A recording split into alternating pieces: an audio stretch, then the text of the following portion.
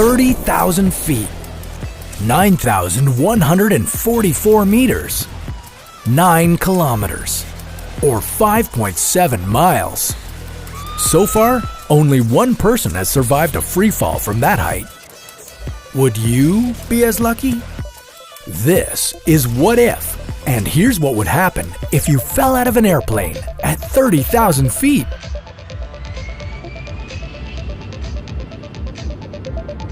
On January 26, 1972, an explosion aboard JAT Airways Flight 367 resulted in the impossible. 22-year-old flight attendant Vesna Vulovic fell from 10,000 meters in the air, setting a world record for surviving the highest fall without a parachute. How did she survive? Is there a trick to falling out of an airplane and surviving? And what does it feel like? If you're a frequent flyer, you might want to pay close attention to what's coming up. Since the 1940s, there have been almost 50 cases of people surviving falls from airplanes. In all of those cases, the survivors were lucky enough to have something to cushion their fall. Vesna Vulovic, for example, was in the back of the plane when the explosion happened. When the plane broke apart, the tail section remained intact, and pinned by a food cart, Vulovic was prevented from being sucked out into the open air. The detached tail of the airplane landed in deep snow in the mountains of Czechoslovakia. Vulovic suffered several broken bones, but the airplane wreckage and layers of deep, soft snow ultimately saved her life. The second highest fall without a parachute that someone survived happened in 1943. Air Force gunner Alan McGee's bomber was hit by enemy fire over France. His plane burst into flames and propelled McGee out of the plane before he could grab a parachute. McGee fell about 6,700 meters. Apparently, he smashed through the glass roof of a train station and was found hanging from the steel girders that held up the roof. You wouldn't think that a glass roof would cushion any kind of fall, but if it hadn't have been there, McGee might not have survived. So, if you ever find yourself falling from an airplane without a parachute, grab onto something, anything, and use it to break your fall. Of course, that's easier said than done. When you're in free fall from 9,144 meters in the air, a soft landing is probably the last thing on your mind. It all happens so fast. From the moment you're outside the plane, it's only 170 seconds until you hit the ground. During that time, you will be extremely cold and deprived of oxygen. The average temperature at 9,144 meters in the sky ranges between -40 degrees to -57 degrees. But you wouldn't feel it for long because you'd pass out soon after leaving the aircraft.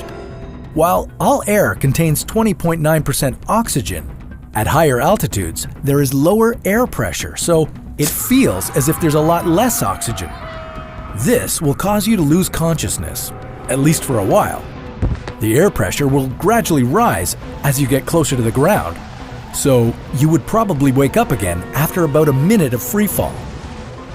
As you fall, your speed will increase by 9.8 meters per second, every second, because that's the Earth's gravity. Eventually, you would stop accelerating and reach a constant speed known as terminal velocity. This results from a buildup of air pressure below you as you fall, because air can't get out of your way fast enough. And at the same time, the air behind you doesn't fill in fast enough, creating a sort of vacuum.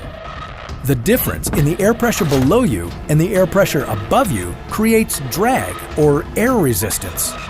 When the force exerted by this air resistance equals the force of gravity, you've reached terminal velocity, and you'll be moving at a constant speed. Falling from 30,000 feet, you're likely to reach terminal velocity at 190 kilometers per hour. Of course, your actual terminal velocity will depend on your size and weight. The heavier you are, the faster you'll fall. But if you spread your arms and legs out wide, you can increase the amount of drag exerted on you. That might slow you down a bit. You'd enjoy it a lot more if you had a parachute, though. Parachutes are lightweight and very wide.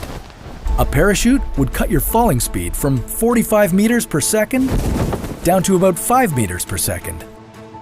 If you don't have a parachute, it would help to know where to land. Look for somewhere that's soft so there's a chance of breaking your fall. A lot of people who have fallen from airplanes and lived have survived due to landing in deep snow or being cushioned by trees or bushes. Unfortunately, a tree can either be really good or really, really bad. If you don't see anything soft below, your best bet is to try to land feet first with your legs together, slightly bent. When you hit the ground, you'll likely crumple to the side or back. This is known as the 5-point impact sequence, and while it will be incredibly painful, it will save everything above your waist, mainly your vital organs and your brain. Of course, these are all just recommendations, tips to make the best out of a bad and severely unlucky situation.